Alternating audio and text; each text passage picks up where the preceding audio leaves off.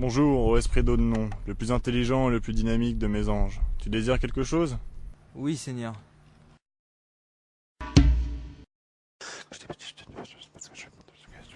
Allons en parler dans un endroit plus tranquille.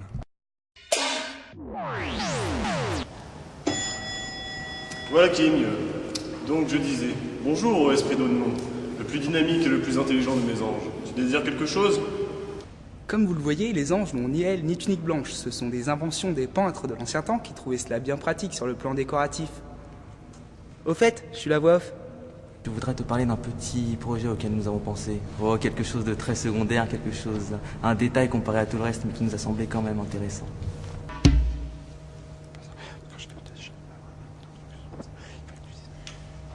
On dirait une planète, mais nous en avons déjà construit des milliards et des milliards. Faut-il encore en faire une?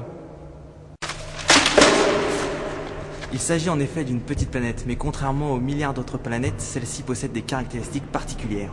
Elle tournera autour d'une étoile dont elle recevra la chaleur et la lumière. Et tout cela dans quel but, s'il te plaît? Il se produira sur ce globe un phénomène très curieux et amusant. La vie. Qu'est-ce que c'est que ça?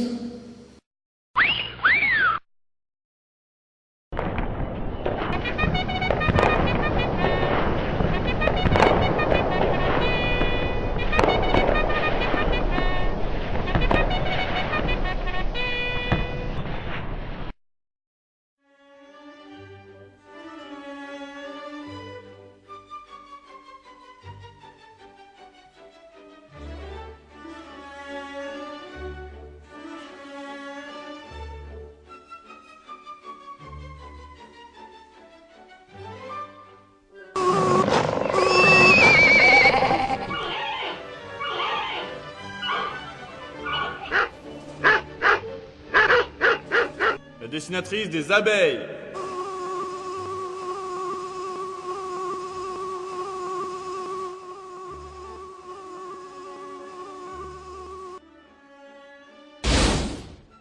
Les dessinateurs de la puce et du chien.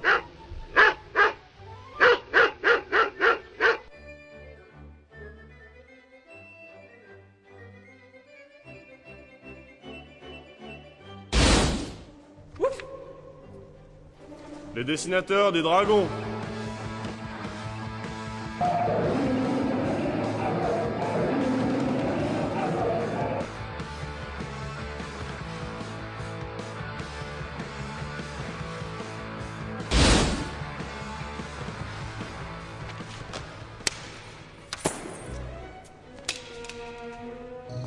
Le dessinateur des insectes.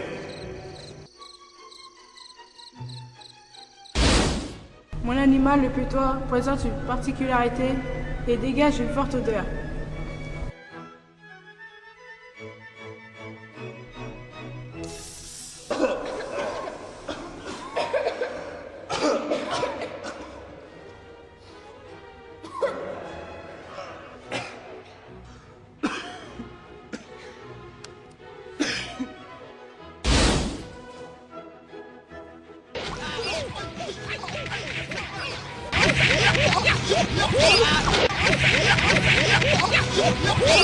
Il s'agit là des inventeurs du chameau et du dromadaire qui prétendent chacun avoir eu le premier l'idée de la bosse.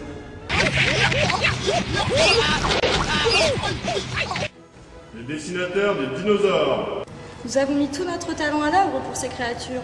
Ô Dieu de la création. Même si nous ne pouvons que souligner le talent de leurs auteurs, ces énormes animaux sont exagérés. Malgré leur taille et leur corpulence, il est peu probable qu'ils survivent.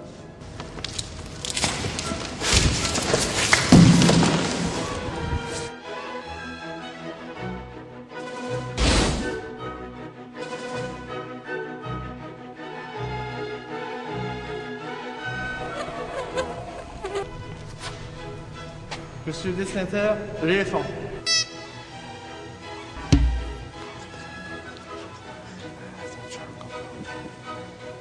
La longueur du nez me semble un peu excessive, voire grotesque, non? Non, ceci n'est pas un nez, ô puissante majesté. Ceci est une promocide, ou trompe. Ça sert à se laver, à boire ou à s'amuser.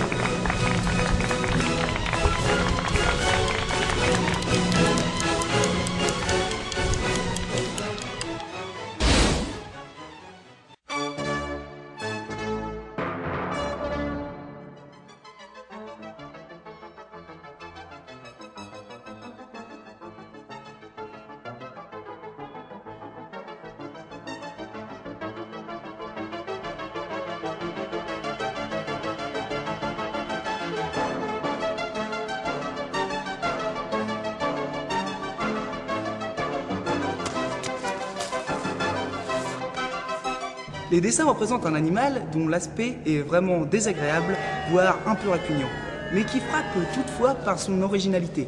Comme beaucoup d'autres bêtes, il a 4 membres, mais du moins en jugé par le dessin, il n'en utilise que 2 pour marcher. Pas de poils, si ce n'est quelques touffes ça et là, dont une spécialement sur la tête qui ressemble à une crinière. De part et d'autre de son corps, pendouillent ses membres intérieurs d'une façon un peu ridicule. On ne peut pas dire que ce soit bien beau, mais peut-être cet animal a-t-il quelques utilités particulières? Oui, monseigneur. Il s'agit là, modestie mise à part, d'une formidable invention. Ceci serait l'homme et cela la femme. J'ai cherché à ce qu'il soit, pardonne ma hardiesse, à ta ressemblance, ô Très-Haut. Ce sera, dans toute la création, le seul être doué de raison, l'unique qui pourra se rendre compte de ton existence, le seul qui saura t'adorer. Tu veux dire que ce serait un intellectuel?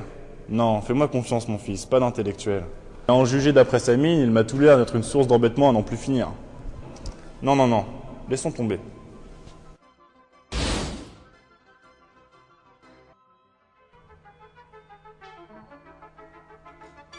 Une nouvelle invention vient d'être acceptée. La Terre est enfin finie. Le mot fin va pouvoir être apposé.